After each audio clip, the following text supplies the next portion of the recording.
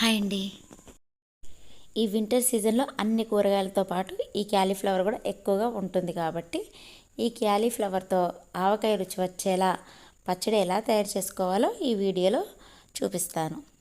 ముందుగా క్యాలీఫ్లవర్ తీసుకున్నాను. ఈ క్యాలీఫ్లవర్ అనేది దగ్గరగా ఉండాలండి. పువ్వు అనేది ఇలా గ్యాప్ లేకుండా ఉన్న పువ్వు తీసుకుంటే పురుగు అనేది ఎక్కువగా ఉండదు.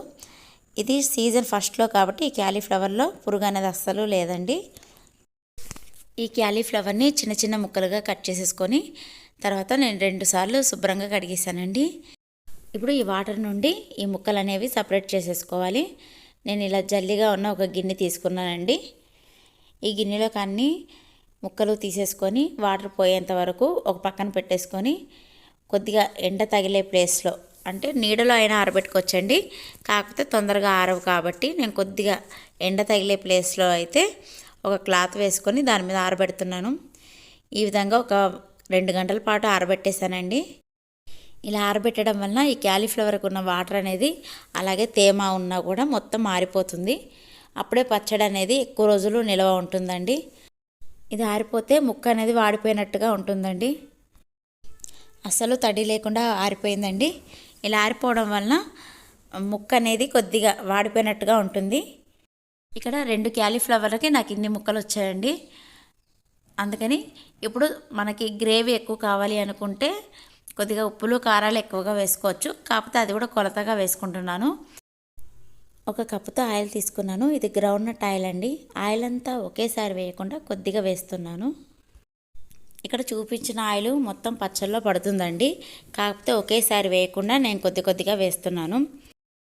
ఆయిల్ అనేది ఎక్కువగా ఉండడం వల్ల పచ్చడి అనేది నిల్వ ఉంటుందండి. అందుకని నేను ఆయిల్ అనేది ఎక్కువగానే వేస్తున్నాను. ఇక్కడ నేను ఒకే సైజు కప్పులు వాడుతున్నానండి. ఇందులో ఇప్పుడు 1/2 కప్పు మాత్రమే కారం వేస్తున్నాను. 1/2 కప్పు ఉప్పు వేసుకోవాలి. ఇక్కడ నేను స్పూన్తో చూపిస్తున్నానండి. కాకపోతే 1/2 కప్పు పడిందండి ఉప్పు మాత్రం. ఇక్కడ ముక్కలు తక్కువగా ఉన్నాయి కాబట్టి నేను ముక్కలకి తగినంత ఉప్పు కారాలు మాత్రమే వేస్తున్నాను. 1 స్పూను మెంతి పొడి వేస్తున్నానండి. ఈ మెంతులు కూడా ముందుగానే నేను వేయించేసుకొని పొడి చేసేసుకున్నాను. అలాగే 1 స్పూను ఆవు పొడి, ఇది కూడా నేను ముందుగానే వేయించి పొడి చేసేసి పక్కన పెట్టుకున్నానండి. ఇప్పుడు అలాగే నిమ్మకాయలు.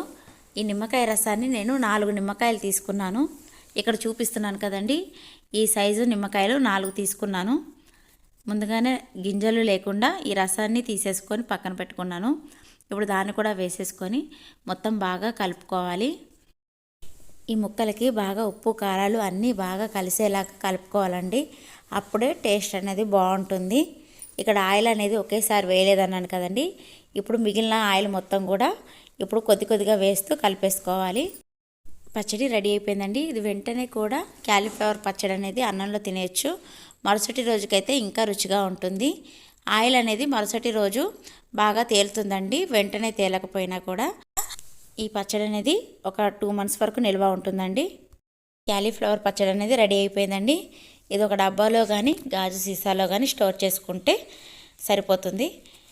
చూడండి, ఇది మరుసటి రోజు ఉదయానికి ఆయిల్ అంతా పైకి తేలింది. ఇలా ఆయిల్ అనేది పైకి తేలడం వల్ల క్యాలీఫ్లవర్ ముక్క అనేది పాడైపోదు, రుచిగా ఉంటుంది. రుచికరమైన క్యాలీఫ్లవర్ పచ్చడి రెడీ అయిపోయిందండి. ఈ వీడియో మీకు నచ్చినట్లయితే లైక్ చేయండి, షేర్ చేయండి, సబ్స్క్రైబ్ చేసుకోండి.